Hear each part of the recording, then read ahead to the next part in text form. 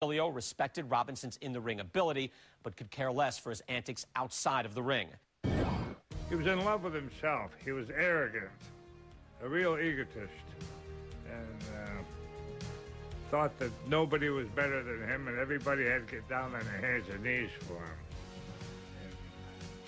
I'm a stubborn SOB too, and I'm not going to get down on my knees, hands and knees for anybody. In 1952, I had just fought Billy Graham on television. I took my wife to New York City. We were walking down Broadway. This pink Cadillac pulls up. Sugar Ray Robinson and a group get out, and I said, I want to meet him. He went up and I introduced myself, said I just fought Billy Graham last week on television in Chicago, and he gave me a brush off. I was embarrassed, and I said, someday I'm going to fight that SOB and kick his ass. That was 1952. Well, it took 5 years. By 1957, I got my chance at him. Both Robinson and Basilio were inducted into the International Boxing Hall of Fame in 1990. Later in the show, we'll get Al Bernstein's take on Basilio. But first, we present Fighting the Mob, the story of Carmen Basilio. Thanks for watching ESPN Classic.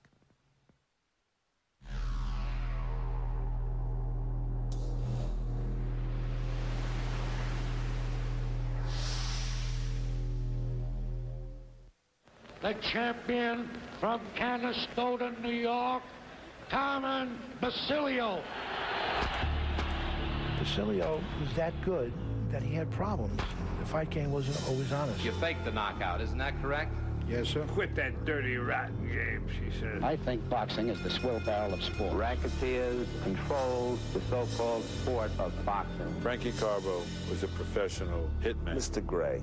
Mr. Gray. That's what they called him. He killed many, many people. The underworld commissioner of boxing. I respectfully decline to answer questions on the ground that I cannot be compelled to be a witness against myself. The mob made life difficult for Carmen because they couldn't control him. They didn't want him to win. The winner and new middleweight champion of the world. He was in a very, very difficult spot. His managers were particularly close to Carbo and to Gabe Genovese. They made me think I was the biggest criminal around. I was never a mafia man. Johnny came to me and he says, I'm going to have to hook up with the mob in order for you to get a championship fight.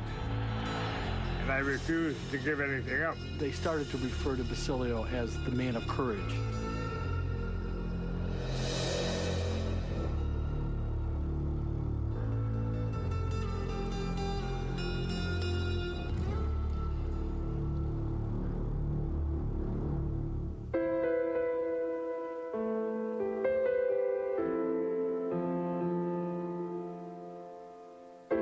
Carmen Basilio was born and grew up in Canastota, New York. And out of Canastota, New York, there's a narrow highway that runs northwest to Oneida Lake. And about 4 miles out of town, there are what used to be called the mucklands. And they used to go out and pick onions in these mucklands. You know, it's a rich black soil, but in the summer sun, it can burn your hands and burn your feet. And the weather was very temperamental. I mean, you could lose a whole year's crop in a single July afternoon when the hail came, and you could sometimes literally see it coming down the rows in the field. If you were old enough to walk and eat, you had to work. Everybody worked. There was a job for everybody on the farm. And they would live right there and get up at 5 o'clock in the morning. Whole families of people, kids and everybody, on their hands and knees, working in onions. We hated it. We were kids. Who wants to work when you're a kid? One day, he said, I finally had it. I had done a little fighting, and I stood up and I said to my Pa, Pa, I'm quitting. He said, what are you going to do? I said, I'm going to be a fighter. And he said, you'll take many a beating. And I said, yeah, and I'll give many a beating, too. My father was a boxing nut. He followed all of the fights. I remember we were little kids, and my father was going to go with a couple of his paisans to Syracuse, New York. Primo Carnera was going to box an exhibition there. You take those old Italians, and one of the paisans was champion of the world. That's one of the most thrilling things in the world for them. I think when Primo Carnera won the heavyweight championship of the world. It may have been one of the only times that heavyweight championship was fixed. The poor fight game suffered more, I think, from being manipulated by the dark forces, whatever they are, than any other sport. Gamblers and profiteers had long had their hands in boxing, but by the mid-30s, the fight game had been wholly taken over by the underworld. After Prohibition, the mob looked for a new source of revenue. It had controlled boxing pretty thoroughly during Prohibition, but now they needed to go big time. And boxing was a great place to start, and it controlled it absolutely thoroughly. The really big-time racketeer to enter the boxing game was Oni Madden, who was a prime bootlegger in the 20s. Somehow or another got the contract of Jack Sharkey. They always own a piece of the champion, and own him meant they would get a percentage of his purses, and they could decide who he would fight. And the pattern was you don't let him fight anybody who you don't already have an interest in.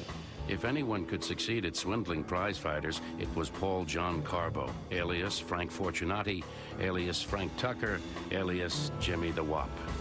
Frank Carbo was a guy who came up in the Bronx, whose childhood was one petty scam after another, and then he started killing people for a living, linked to Murder Incorporated and all the great mobsters of Brooklyn.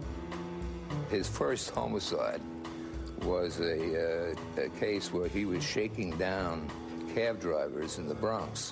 One cab driver was recalcitrant, and Carbo killed him. 4 years he was in hiding. Then he came back and pleaded guilty to manslaughter. He got a 2.5-year sentence. Frankie Carbo earned his stripes in the Vito Genovese crime family, and his status rose quickly. In 1936, Vito rewarded Carbo with a stake in his cousin Gabe's middleweight champion, Babe Briscoe. And Genovese says to him, look, I like you, Frankie. You've been loyal, you've been good. Why don't you say, take 20% of his fighter? So what happened was that within 6 months, Carbo figured 100% is better than 20%, and Carbo had 100%, and that was his first fighter.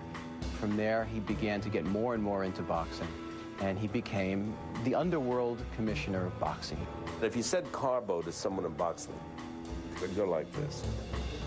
Mr. Gray, Mr. Gray. That's what they called him, Mr. Gray. Carmen Basilio knew little of the gray-haired Frankie Carbo. Clean-cut, 21, and fresh out of the Marines, Basilio had one thing on his mind, earning a living.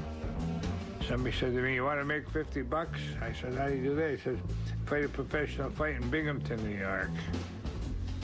I said, yeah. So I turned pro, went down and had my first pro fight in Binghamton, New York, and I won by TKO in the 3rd round.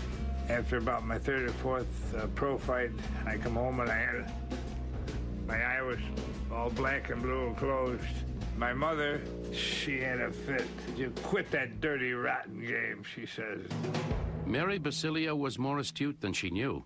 By the late 1940s, New York District Attorney Frank Hogan had waged war on racketeering.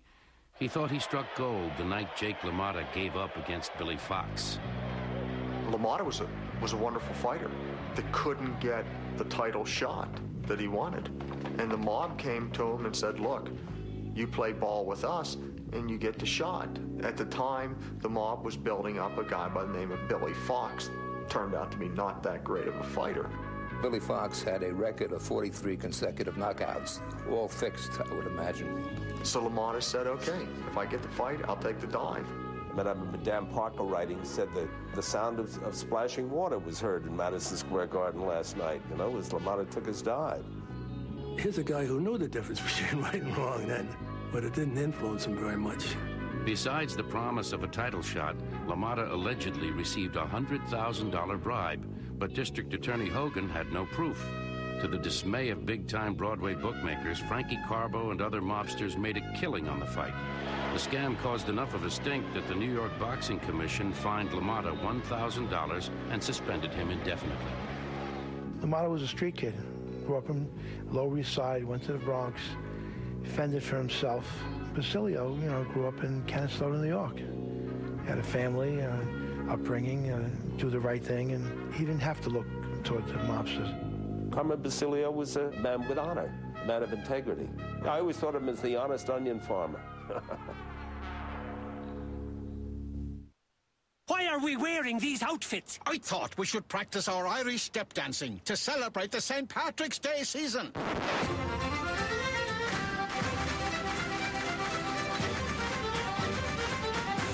We're cooking now! Ow! Maybe all we need for St. Patrick's Day is our Guinness. Ouch! All we need is Guinness! Brilliant! Brilliant! Enjoy Guinness Draft responsibly during the St. Patrick's Day season. Wheat Thins has 0 grams of trans fat with a nutty, crunchy taste worth diving into.